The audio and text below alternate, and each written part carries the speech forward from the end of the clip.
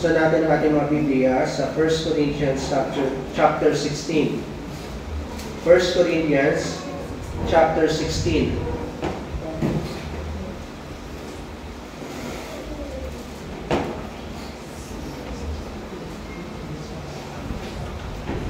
First Corinthians chapter 16. Babasahin natin ang buong talata, ang buong kabanata.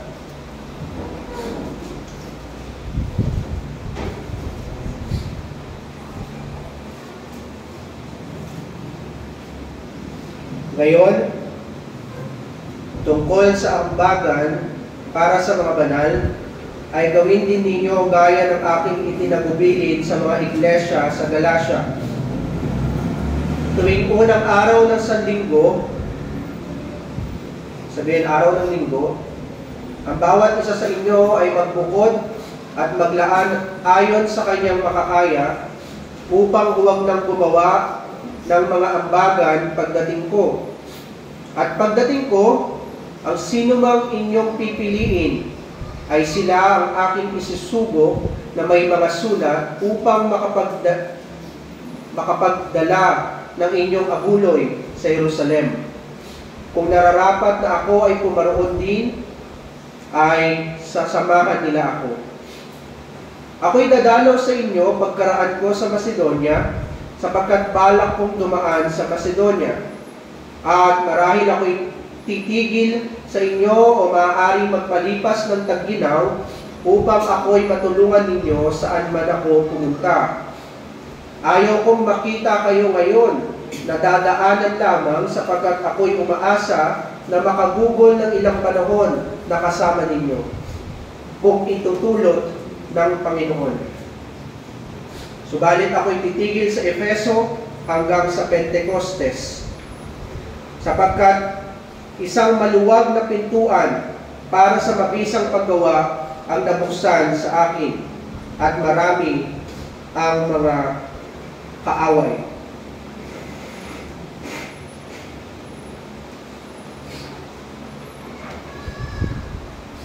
Kapag si Timoteo ay dumating, sikapin ninyo na wala siyang anumang kinakatakutan sa gitna ninyo, sapagkat siya'y gumagawa ng gawain ng Panginoon na gaya ko. Sino man ay huwag umamak sa kanya. Suguin ninyo siya sa kanyang paglalakbay na may kapayapaan upang siya'y makarating sa akin, sapagkat inaasahan ko siyang kasama ng mga kapatid. Tungkol naman kay kapatid na Apolos, pinakiusapan ko siyang mabuti na dalawin kayo kasama ng ibang mga kapatid, subalit hindi pa niya nais na pumarian ngayon, ngunit siya'y darating kapag meron na siyang pagkakataon. Magmatsyag kayo, manindigan kayong matibay sa pananampalataya, magpakalalaki kayo, magpakatatag kayo. Lahat ng inyong ginagawa ay gawin ninyo sa pag-ibig. Mga kapatid, ngayon ay nakikiusap ako sa inyo, nalalaman ninyo na ang sambahayan ni Estefanas, ang mga unang bunga ng Achaia, at kanilang itinalaga ang kanilang sarili sa paglilingkod sa mga banal. Hinihiling ko sa inyo na kayo ay pasakop sa gayong mga tao at sa bawat isa na gumagawang kasama nila. Ako'y natutuwa sa pagdating nila Estefanas, Fortunato at Achaiko, sapagkat ang kakulangan ninyo ay pinunan nila. Sapagkat pinaginhawa nila ang aking espiritu at ang sa inyo, kaya't magbigay kayo ng pagkilala sa gayong mga tao. Binabati kayo ng mga iglesia sa Asia, kayo'y buong pusong binabati sa Panginoon nina Aquila at Prisca, kasama ng iglesyang nasa kanilang bahay. Binabati kayo ng lahat ng mga kapatid, magbatian kayo ng banal na halik. Akong si Pablo ang sumusulat ng pagbating ito sa aking sariling kamay. Kung ang sino man ay hindi umiibig sa Panginoon, ay sumpain siya. Maranatha. Ang biyaya ng Panginoong Kristo ay sumaininawa. Ang aking pag-ibig kay Kristo Jesus ay sumainawang lahat. Amen. Pagpalain nawa ang pagkabasa ng salita ng Panginoon. Ang ating text sa umagang ito ay nasa verse 22. Verse 22 ng chapter 16. O ang sino man ay hindi umiibig sa Panginoon, ay sumpain siya. Maranatha. Mga binamahal sa ating Panginoon Kristo, mahigpit ang tagubilin ni Pablo sa verse 14 na ang lahat ng inyong ginagawa bilang mga magkakapatid ay gawin ninyo sa pamamagitan ng pag-ibig. Ang pag-ibig ay isang misteryo para sa atin. Ang pag-ibig ay siyang nagbubuklod sa atin bilang mga magkakapatid. Bagamat tayo'y magkakaiba, bagamat magkakaiba tayo ng tungkulin sa church, yung iba ay tinawag na pastor, yung iba ay tinawag na elder, at yung iba ay tinawag na mga diakono, at yung mga iba ay tinawag na mga tatay, nanay, mga anak, at mga iba pang mga pagkatawag, ngunit tayo ay pinaguhugpong at pinag-uugnay-ugnay ng Panginoon sa pamagitan ng pag-ibig. At ang Espiritu ni Kristo ay tinawag na Espiritu ng pag-ibig. Sapagkat ang Espiritu na ito ang siyang nag-uugnay sa Ama at sa Anak, at nag-uugnay sa Anak, sa Ama, sa pamagitan ng pag-uugnay at pakikisama ng Espiritu Santo. Kaya mahigpit ang tagubilin ng Apostol Pablo na gawin ang lahat ng bagay sa pamamagitan ng pag-ibig. Sapagkat yung standard natin bilang mga magkakapatid at bilang isang iglesyang kalipunan, bilang isang local church o bilang isang fellowship, ang standard natin ay yung kautusan ng Panginoon. At ang kautusan ng Panginoon, ang sentro ng kautusan ng Panginoon ay pag-ibig. Naalala ninyo yung pagkakabuod ng kautusan ng Panginoon? Ibigin ninyo ang inyong Diyos ng buong puso, isip, at kaluluwa. At hindi lang yon, ibigin mo yung kapwa na gaya ng iyong sarili. Ang ating pamantayan bilang magkakapatid ay ang pag-ibig ng Panginoon. At ang pag-ibig na ito ay laging nakaugat sa katotohanan. Katotohanan kung paano natin kinikilala ang ating mga kapatid, katotohanan kung paano natin nalalaman ang mga doktrina ng ating iglesia, ano yung mga karakteristik ng iglesia, ano ang ibig sabihin ng pagiging iglesia, ano ibig sabihin na tayo ay hinirang ng Panginoon bilang isang iglesia, ano ibig sabihin na hinirang ka ng Panginoon upang ikaw ay ilagay sa isang iglesia kung nasaan naroon ng pangangaral, mga sakramento at Kristiyanong disiplina. Ang pag-ibig natin sa isa't isa ay nakaugat sa pagkakilala natin sa isa't isa bilang magkakapatid. At ang pagkakilala natin sa isa't isa, una't higit sa lahat, ay ang pagkakilala natin sa Diyos. Sapagkat sabi ng Panginoon, ito ang una at higit sa lahat na utos ng Diyos. Ibigin mo ang Diyos ng buong puso, kaluluwa, at pag-iisip. Ang iyong pag-ibig sa kapatid at pag-ibig mo sa kapwa ay lagi nakaugat muna sa iyong pagkakilala sa Diyos. Kaya nung sinabi ni Pablo na gawin ang lahat ng bagay sa pamagitan ng pag-ibig, sabi niya sa verse 14, ang ibig sabihin, gawin niyo ang lahat ng bagay ayon sa pagkakilala ninyo sa Diyos. Sapagkat magkakaroon ng kaguluhan sa church kung hindi niyo kilala ang Diyos. Hindi maaari na hindi mo kilala ang Diyos, hindi mo alam ang kanyang kautusan. Sa dami ng taon na ating nilalagak sa church, sa haba ng panahon na ating ginugugol para makapakinig ng kanyang salita, Bible study, at yung ginugugol ng mga tatay para magkaroon kayo sa inyo sa inyong tahanan ng mga family worship. Tapos yung mga individual worship nyo pa. Tapos bago kayo mag-confess, meron pa kayong mga confession class, meron pa kayong mga membership class. At higit sa lahat yung pangangaral ng Panginoon.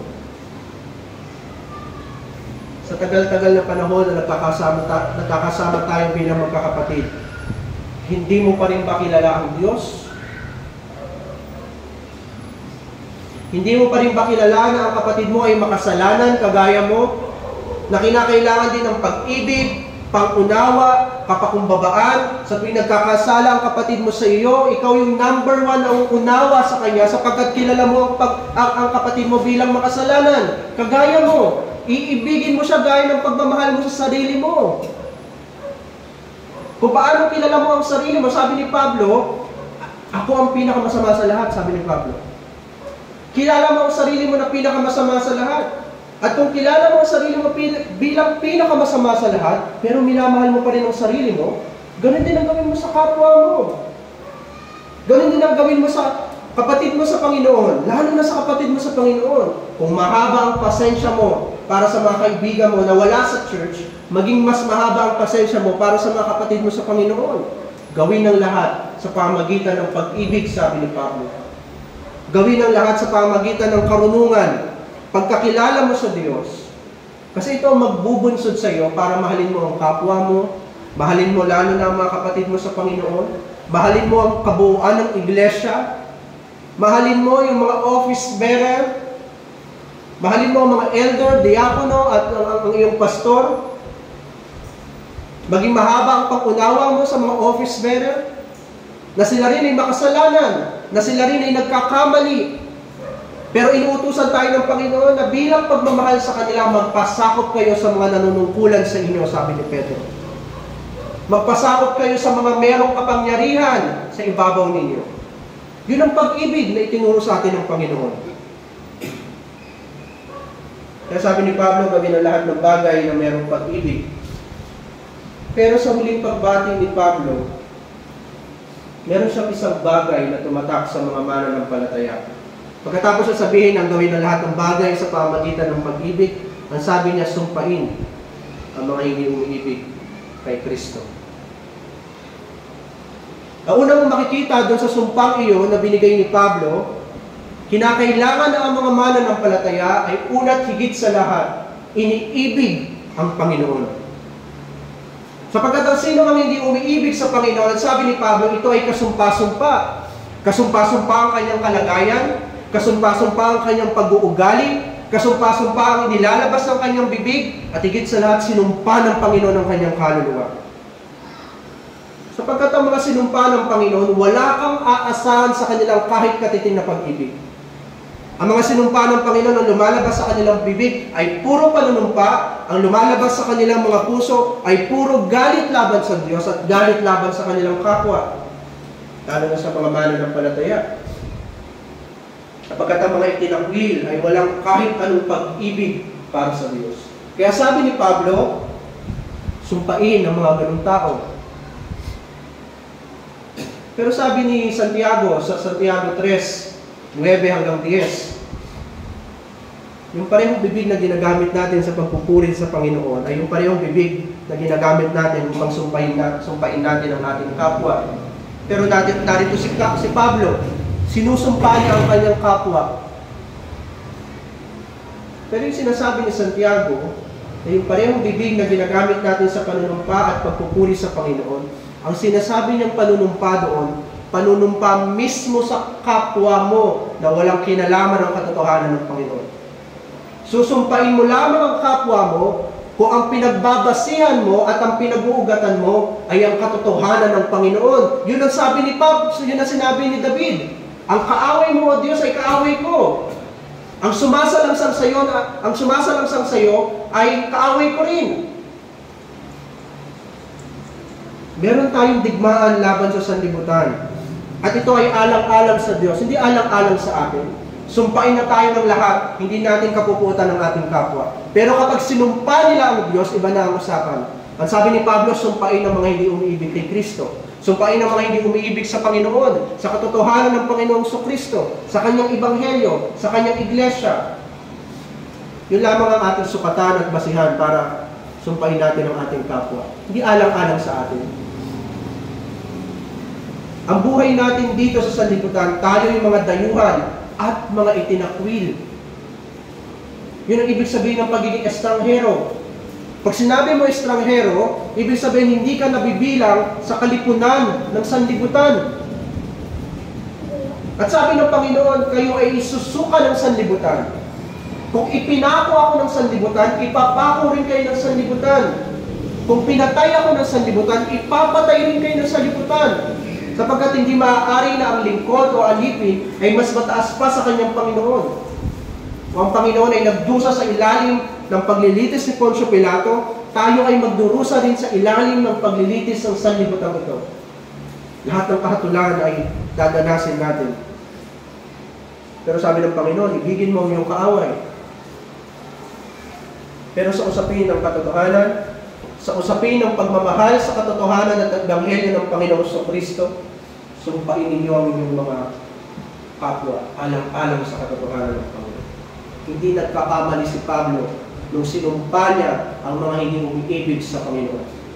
Hindi nagkakasala si Pablo nung sinumpa niya ang mga hindi umiibig kay Kristo. Sapagkat tayo ay nasa gitna ng labanan at ang Panginoong Kristo ang nasa unahan.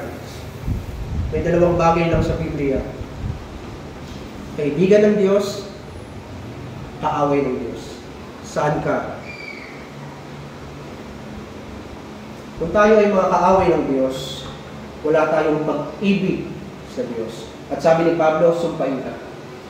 Kung tayo ay mga kaibigan ng Diyos at tunay na nanampalataya sa Panginoon, titingnan ninyo yung verse 23, yung kasunod ng ating teksto. Biyaya ang sumunod. Biyaya ang tatanggapin natin sa Panginoon. Yun ang para sa iglesia. Yun ang para sa mga tunay na nanampalataya sa Panginoon. Hindi sumpa. Hindi yung sumpa na ibinigay ni Pablo sa verse 22, kundi yung sa verse 23. Biyaya ng Panginoong Kristo ang sumainyo nawa, sabi ni Pablo.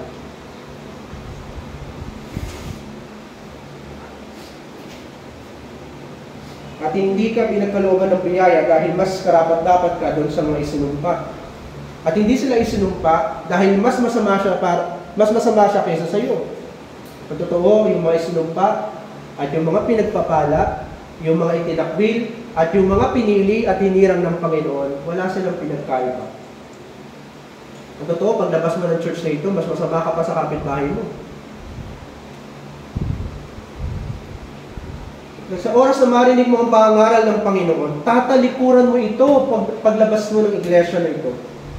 Meron tayong laging inclination, meron tayong laging tendency, meron tayong kalikasan na talikuran lagi ang pangangaral ng Ebanghelyo ng Panginoon. Wala tayong pinagkaiba sa sanlibutan, mas masahol pa tayo. Pero naglagay ang Panginoon ng malaking pagkakaiba. Mga isinumpa at mga pinagpapala o binigyan ng biyaya. At ang ibig sabihin ng biyaya, hindi karapat dapat sa iyo kung ibinibigay ng Diyos sa iyo. Kaya kung maririnig natin si Pablo na sinusumpa niya ang mga masasama, yaong mga hindi umiibig sa Diyos, huwag kang magkakaroon ng pride sa sarili mo. Para bang kagulat-gulat na sila yung mga sinumpa at dapat lang sa kanila yon kasi hindi sila sumasampalataya sa Panginoon. Kung wala ang habag ng Panginoon at ang kanyang biyaya, isa ka rin sa mga hindi sumasampalataya sa Panginoon. Kaya sabi ni Pablo, di ba? Kung mababasa natin, sabi niya, magmatsyag kayo. Sabi niya sa verse 13, magmatsyag kayo, manindigan kayong matibay sa pananampalataya, magpakalalaki kayo, magpakatatag kayo. Dahil kahit tayo ng mga mananampalataya, lagi tayong prone na kasuklaman ng Diyos sa kanyang Ebanghelyo. Lagi tayong prone na kasuklaman yung mga katotohanan, bagamat ipinapangaral na sa atin ang katotohanan, lagi tayong prone na talikuran ng katotohanan. Lagi tayong merong nasasabi against sa preaching. Yun ang ating kalikasan. Kaya sabi ni Pablo, maging mapagmatsyag kayo. Bantayan ninyo ang inyong mga sarili. Panghawakan ninyong matibay ang pananampalataya. Kaya sabi niya, maraming mga kaaway. Kung ipapadala ninyo si Timoteo sa akin, at magbukas ang Panginoon ng maraming pintuan, maraming mga kaaway na nag-aagang. At isa sa mga kaaway mo, yung sarili mong budhi. Yung sarili mo. Kaya sabi ni Pablo, maging mapagmatsyag kayo.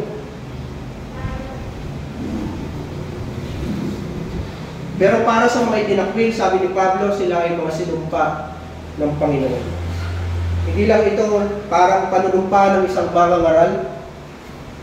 Kasi nasabi ng isang mangangaral, sumpain ng Panginoon ang mga hindi sumasampalataya sa Panginoon. O Diyos, sumpain mo ang bulaang iglesia na binabaluktot ang katotohanan at iniaayon ito sa filosofiya ng kanilang sarili. Sumpain mo, O Diyos, ang Protestant Reformed Church. Sumpain mo, O Diyos, ang First Reformed Church of Bulacan. Hindi sinasabi yun ng mga mangaral, alang-alang sa kanyang sarili, upang itanyag ang kanyang sarili at itaas ang kanyang sarili bilang isang mabuting mangangaral. Ginagawa yun ng isang mangangaral, alang-alang kay Kristo at sa kanyang katotohanan. Kung ikaw ay nilalapastangan mo ang mga sakramento, nilalapastangan mo ang pangangaral, nilalapastangan mo ang Kristiyanong disiplina, isa lang ibig sabihin nun, kaaway ka ng Diyos. At ang ibig sabihin mo, susumpain ka ng Diyos dahil sa ginagawa mo. Kaya may buong karapatan ng isang mangangaral katulad ni Pablo na sumpain ang lahat ng mga kaaway ng Panginoon. Kaaway ng Diyos, hindi kaaway natin. Kaaway ng Diyos. Kailangan maging malinaw sa pangangaral na ang sinusumpa ng isang mangangaral ay totoong kaaway ng Diyos. Dahil kung ito ay maitatag na ito ay totoong kaaway ng Diyos, wala tayong magagawa kundi ituring ang isang iglesia, ituring ang isang tao na kaaway din ng buong iglesia. Dahil tayo ay nasa gitna ng labanan, ang nasa unahan lagi ay ang Diyos sa pamamagitan ni Kristo. At naroon tayo nagmamarcha kasunod ng Panginoon sa Kristo. Wala tayong magagawa kundi sumunod sa Panginoon. At naliligayahan ng ating mga puso sa tuwing ginagawa natin na tayo ay sumusunod sa Panginoon. Kaloob yun ng Diyos. Kaloob ng Diyos na iniibig mo si Kristo. Kaloob ng Diyos na sumusunod ka kay Kristo. Kaloob ng Diyos na sumampalataya ka at nagsisi ka ng mga kasalanan mo. Lahat ng yun ay kaloob ng Diyos. Kaloob ng Diyos. Kung bakit ang lahat ng meron ka ay laging pag-ibig sa Diyos at pag-ibig sa kapwa.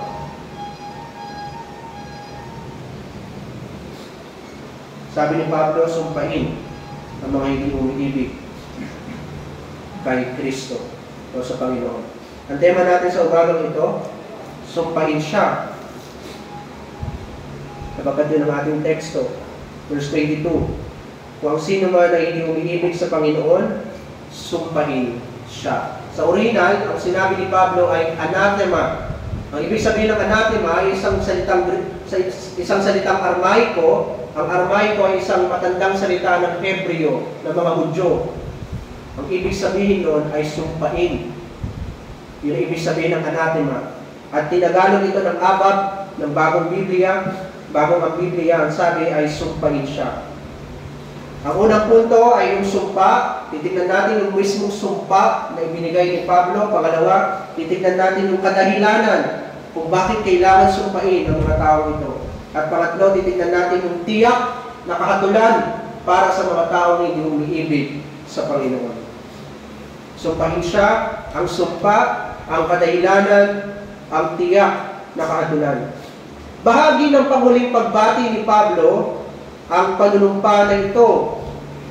Ibig sabihin, bago magtapos ang pangangaral, ay bibigyan muna ng malaking kaibahan ng mangangaral, ang sanlibutan at ang iglesia. Kailangan laging malinaw ito sa pangangaral. Kailangan laging malinaw sa pangangaral kung ano ang kasinungalingan at kung ano ang katotohanan. Kailangan malinaw sa pangangaral kung ano ang kabanalan at kung ano ang karumihan. Ano ang kadalisayan, ano ang kawalan ng kadalisayan. Kailangan malinaw lagi yun sa pangangaral. At hindi ito pinalampas ni Pablo. Ang ginawa agad ni Pablo, pagkatapos niya sabihin na gawin ang lahat ng bagay ayon sa pag-ibig ng Diyos, gawin ang lahat ng bagay sa pamagitan ng pag-ibig. Ang sabi niya, sumpain ang mga hindi umiibig kay Kristo. Sumpain ang mga hindi umiibig sa Panginoon upang bigyan ng kaibahan ng iglesia at bigyan ng kaibahan yung mga itinakwil. Sinasabi ngayon ng isang mangangaral, yung pangangaral na ito ay hindi para sa mga hindi mananampalataya. Ang tatanggapin lang ng mga hindi mananampalataya ay sumpa ng Panginoon. Bagamat sinasabi sa pangangaral, ang pag-ibig ng Diyos ay para sa inyo. Ang pag-ibig ng Diyos ay para sa mga sumasampalataya. Ang pagpapala ng Panginoon ay sa pamagitan ng pananampalataya. Ang kaligtasan ay ginawa ng Panginoon para sa inyo. Pero yung pangangaral na iyon ay hindi para sa mga hindi mananampalataya. Ang pangangaral na iyon ay sumpa para sa mga hindi mananampalataya.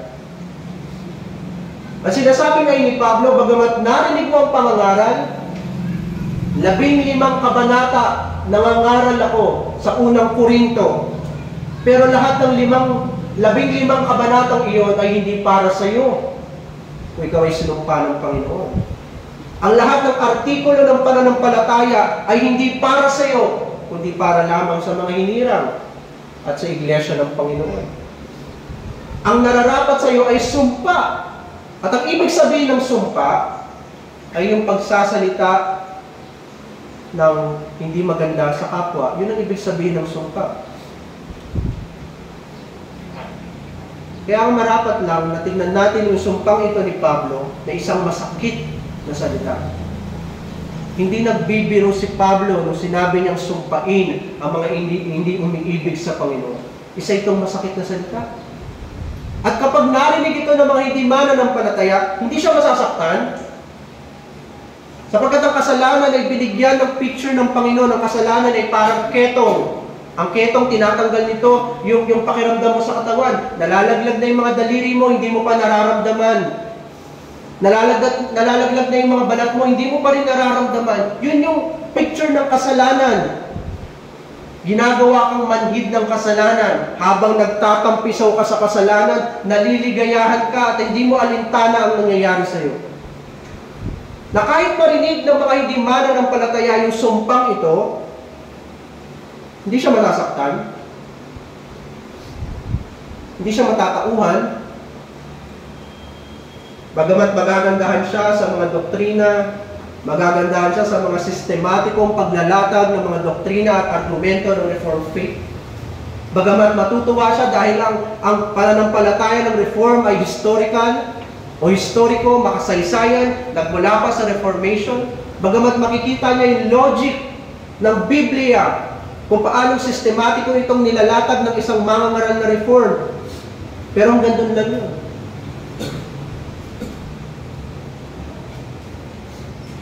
Hindi mapupukaw ng pangangaral ang kanyang damdamin.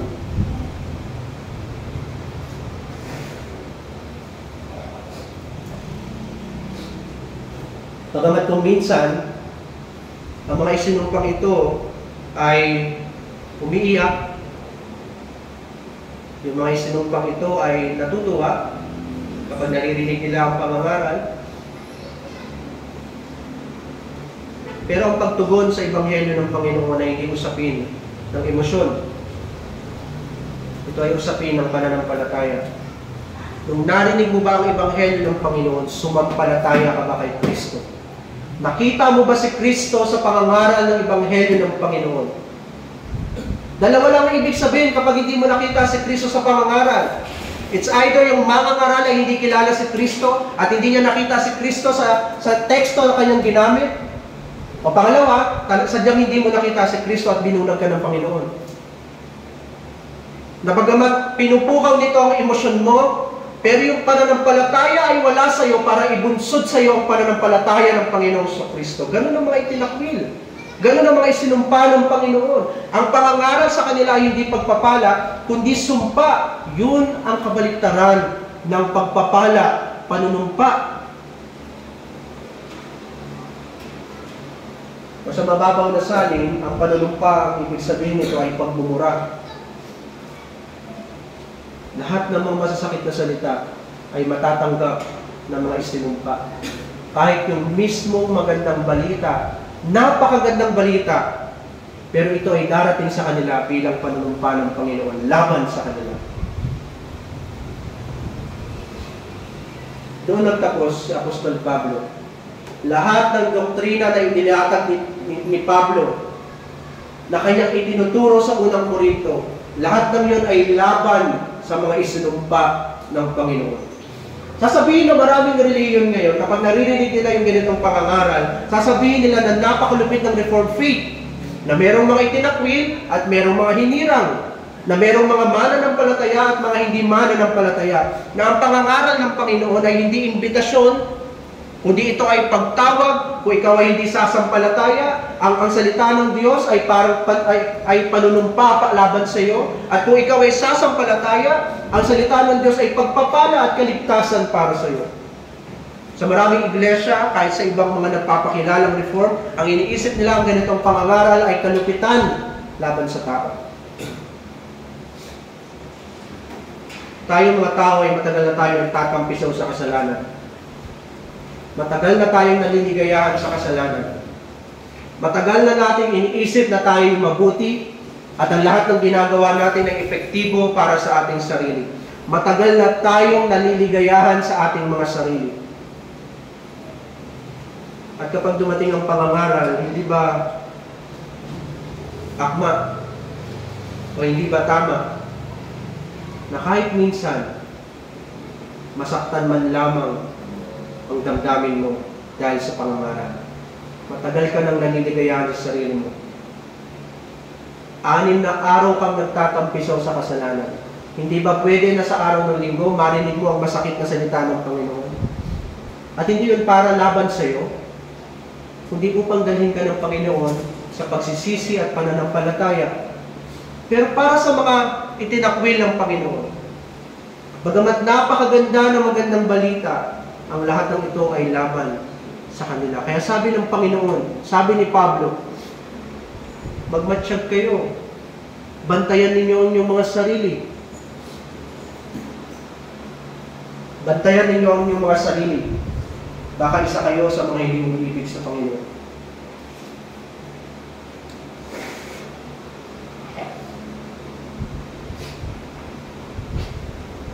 Masalimuot ang buhay ng isang Kristiyano. Pagkatapos ng lahat ng araw, tatagpuan niya ang kanyang sarili, ang lahat ng kanyang ginawa ay wala palang saysay. Sisigaw siya sa Panginoon, Panginoon, Panginoon, hindi ba't nagpagaling kami sa pamagitan ng iyong pangalan? Nagpalayas kami ng mga demonyo sa pamagitan ng iyong pangalan. At ang hatol ng Panginoon, hindi ko kayo kilala. Kaya sabi ni Pablo, maging mapagmatsyag kayo. Kilalanin ninyo ang inyong Panginoon. At sa pagkakilala niyo sa Diyos, makikilala ninyo ang inyong mga sarili kung kayo ba talaga ay tunay na sumasampalataya at umiibig sa Diyos. Ang sumpa, mga minamahal, ay para lamang sa mga itinakwil. Hindi ito para sa mga mananampalataya. Tandaan ninyo yan. Ang kay Cesar ay para kay Cesar, ang sa Diyos ay para sa Diyos. Ang panunumpa ay para lamang sa mga itinakwil, ang biyaya ay para lamang sa mga hinirang. Kaya huwag natin gagawin na kung ano ang pamumuhay ng mga itinakwil ay gagawin din natin prinsipyo. Kasi isa lang ibig sabihin nun. Yung tinatanggap nilang sumpa ay gusto rin natin tanggapin. Pagamat imposible yun, pero kung yun ang pinapakita ng pag-uugali mo at yun ang pinapakita mo sa loob ng 6 na araw, 7 araw ng pamumuhay mo at sa bawat segundo ng buhay mo, sabi ni Pablo, maging mapagmatsyag ka. Baka nawawalan na tayo ng karunungan sa Diyos at hindi na natin kilala kung sino ang sinasamba natin at hindi na natin kilala yung sarili natin. Dahil kung kilala mo ang sarili mo, kilala mo ang sinasamba mo, alam mo na ang para sa iyo ay biyaya ng Diyos at hindi mo kukunin yung parang sanlibutan. Hindi mo kakakaingitan ang sanlibutan. Bakit ang sanlibutan ganito? Bakit ang sanlibutan nakagawa niya ang gusto niyang gawin sa araw ng linggo? Bakit ang sanlibutan ay wala silang iniisip na kautusan ng Panginoon? Para mong sinasabi, bakit ang sanlibutan tumatanggap ng sumpa mula sa Diyos? Kinaingitan mo yung sumpa. Kinaingitan mo yung sinasabi ni Pablo. Nung narinig, parang ganito. Nung narinig ng mga taga-Korinto yung sinabi ni Pablo, sumpain ng mga hindi umiibig sa Panginoon. Ang sabi ng mga taga-Korinto, amin din yan. Pero sabi ni Pablo, hindi para sa inyo ito. Pakinggan niyo yung susunod. Ang biyaya nawa ng Panginoon ay sumainyo. Dahil ang biyaya ay para sa inyo, ang sumpa ay para sa mga itinakwil, para sa mga reprobate. Ang sinusumpa ay yung mga walang pag-ibig, yung mga walang pananampalataya. Sila yung mga taong punong-puno ng galit. Ang galit na ito ay nagmamanifest sa kanilang bibig at buhay.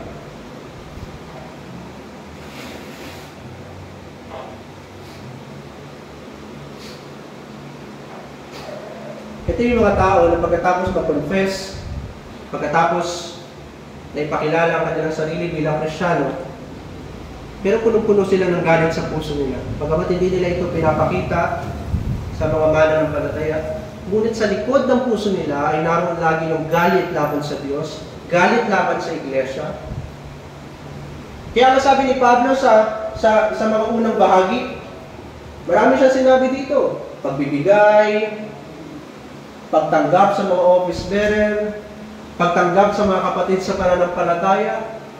Yung tao ito na isinumpa at punong-puno ng galit sa kanyang puso, ayaw niyang nagbibigay, ayaw niyang pinapakitunguhan ng kanyang mga kapatid sa pananampalataya, ayaw niyang kinikilala yung mga nasa oversight o yung mga nanunungkulan sa kanya, hindi niya kinikilala ang pangangaral ng Panginoon. Ang pangaral ng Panginoon sa kanya ay para lang motivational speaking o speech na pagkatapos niyang marinig, lalabas siya ng church at gagawin niya ang gusto niyang gawin. Yun yung mga walang pag-ibig sa Diyos. Walang pag-ibig sa iglesia. Walang pag-ibig sa katotohanan. Nagmamanifest yun sa kanilang bibig. Kasi yun yung laman ng kanilang puso. At magmamanifest yun sa kanilang buhay. Kasi yun ang laman ng kanilang puso. Sila yung mga taong nagpupuot sa Diyos. Ngunit bakit sila sinumpa ng Panginoon? Bakit sa dami-dami ng tao, ang mga itinakwil na ito ay sinumpa ng Panginoon?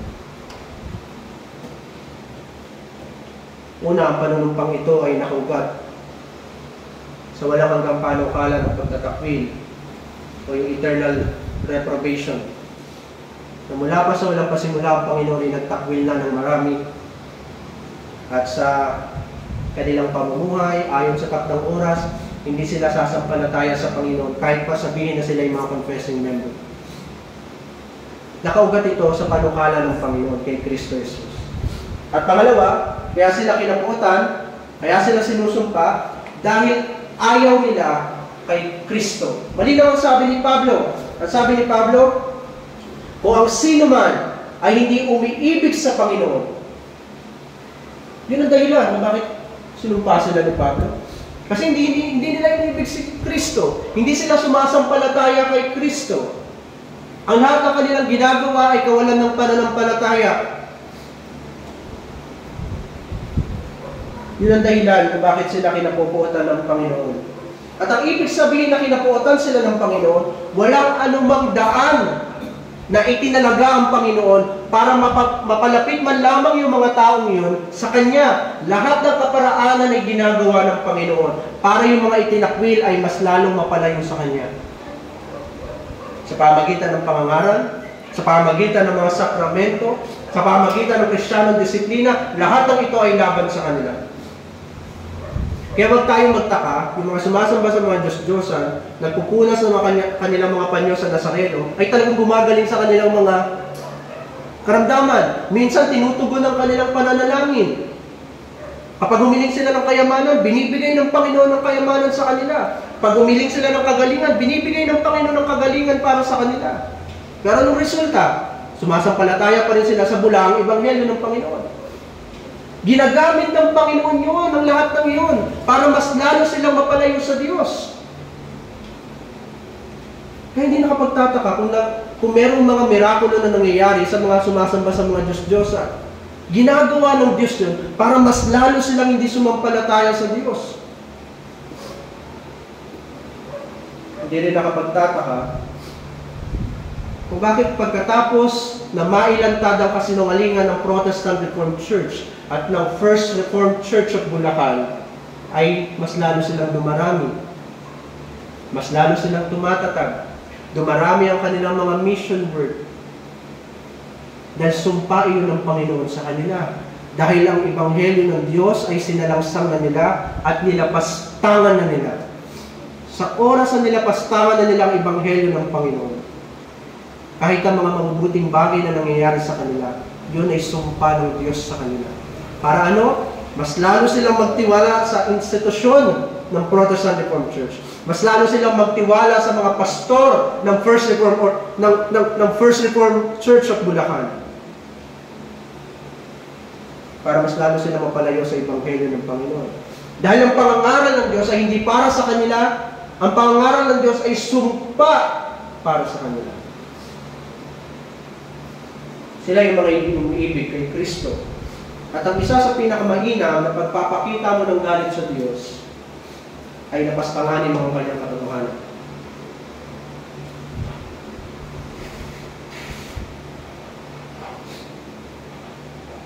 Ang ibig sabihin kasi ng katotohanan ay pagsasalita ng Diyos. Parang ganito, nagsasalita pa lang ang Diyos, ang ginagawa na ng mga itinakwil, sinusumpa na nila ang Diyos sa mga katotohanan nito. Hindi pa tapos magsalita ang Panginoon, sapagkat matatapos pa lang ang pagsasalita ng Panginoon pagdating ng Panginoon sa Kristo. Hanggang ngayon ay nagsasalita ang Panginoon sa pamamagitan ng kanyang salita. Hindi pa tapos magsalita ang Panginoon. Pero yung mga itinakwil, sinusumpa na nila ang Diyos. Yun ang ibig sabihin kapag hindi mo tinatanggap ang mga katotohanan. Hindi mo iniibig ang Panginoon.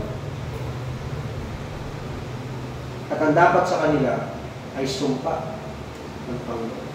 Ang bawat isang hindi sumasampalataya sa Panginoon, ang dapat sa kanila ay sumpa. At ang tinutukoy ni Pablo na mga isinumpa ay hindi yung mga nasa loob ng church. Sa tagal-tagal ninyo naririnig yung pangangaral na ito, hindi ko pa nabanggit yung mga nasa labas ng church.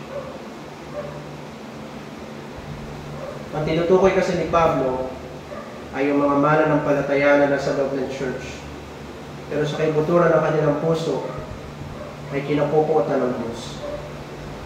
Sila yung mga nagpapakilala ng mga mananampalataya na nasa loob ng church. Sila na nagpapakitang Kristyano ngunit galit kay Kristo at maging sa kanyang iglesia. Hindi maaari na kinapupuotan mo si Kristo pero minamahal mo ang iglesia. Hindi mo maaaring sabihin na mahal mo ang iglesia, pero kinapupuotan mo ang pananampalataya ng iglesia, yung mga katotohanan patungkol kay Kristo. Hindi mo maaaring sabihin na mahal mo si Kristo, pero ayaw mo sa iglesia. Hindi mo maaaring paghiwalayin yung dalawang ito, kasi si Kristo at ang iglesia ay isa.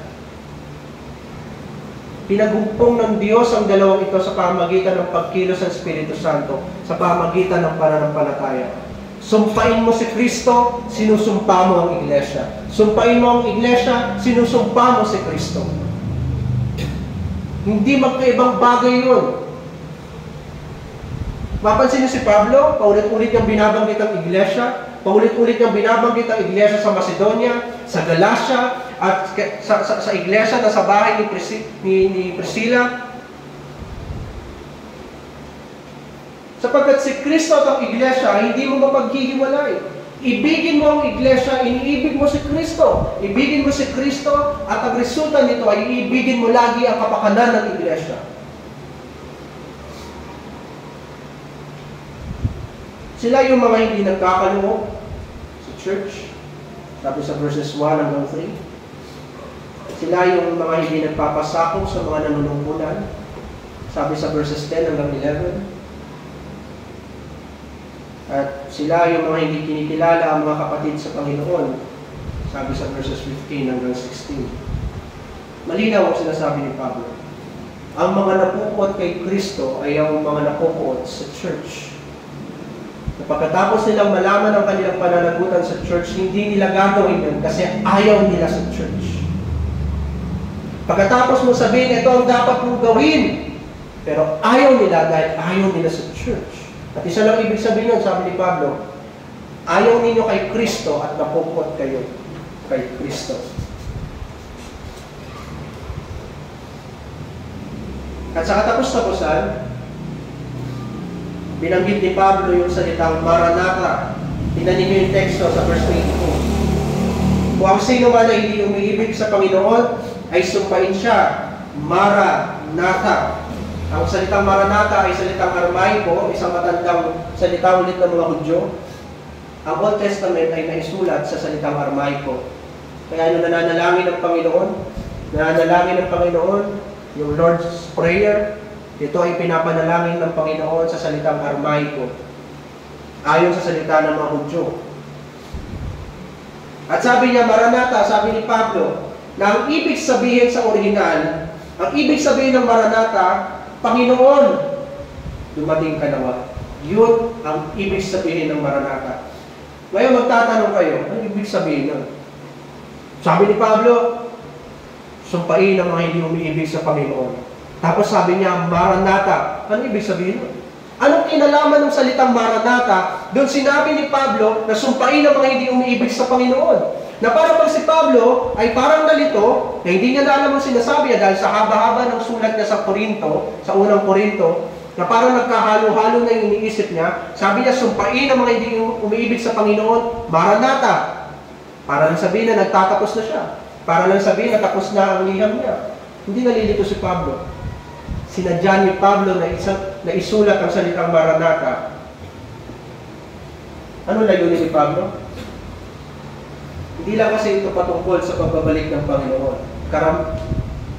Karaniwan, ipinapanalangin natin yung Maranatha para sa pagbabalik ng Panginoon. Dahil ang pagbabalik ng Panginoon, ano ibig sabihin ng pagbabalik ng Panginoon? Kahatulan.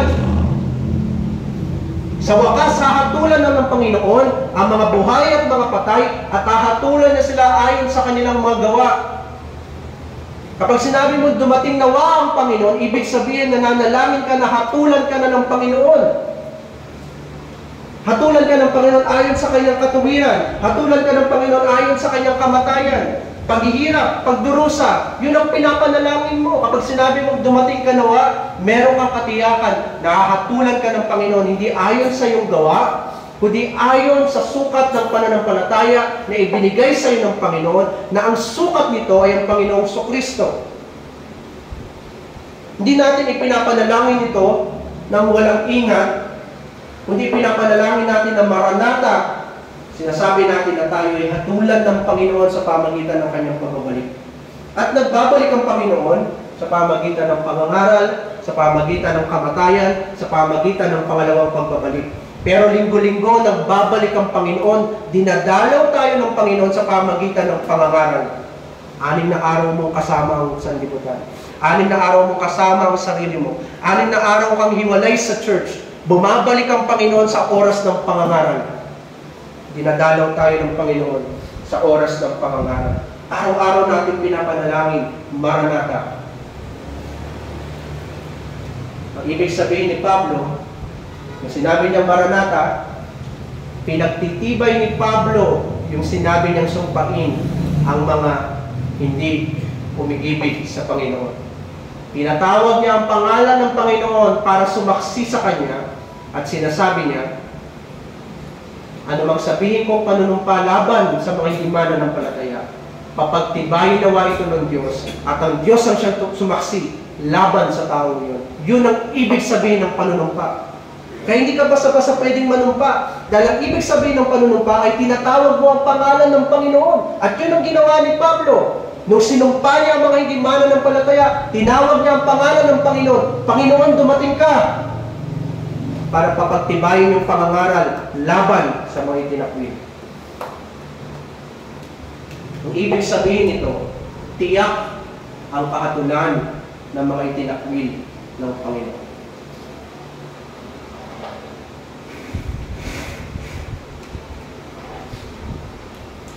Pero mga minamahal, ang ibig sabihin din ng Maranatha, ang ibig sabihin nito ay kahabagan. Sapagkat ang Panginoon ay hindi darating sa atin upang tayo ay labanan. Ang Panginoon ay darating para sa ating kaligtasan. Nung sinabi ni Pablo na Maranatha, anong sumunod? Biyaya nawa ng Panginoon Panginoon ang sumainyo. Dahil ang ibig sabihin din ng Maranatha ay kahabagan. Sinasabi natin na tayo'y hatulan ng Panginoon, ngunit ang paghatol niya ay hindi upang pakitunguhan tayo ng merong panunumpa, kundi upang pakitunguhan tayo ayon sa kanyang kahabagan na nakatatag kay Kristo Jesus. Hindi tayo pinapakitunguhan ng Panginoon ayon sa ating mga kasalanan. Wala tayong pinagkaiba sa mga sinumpa ng Panginoon.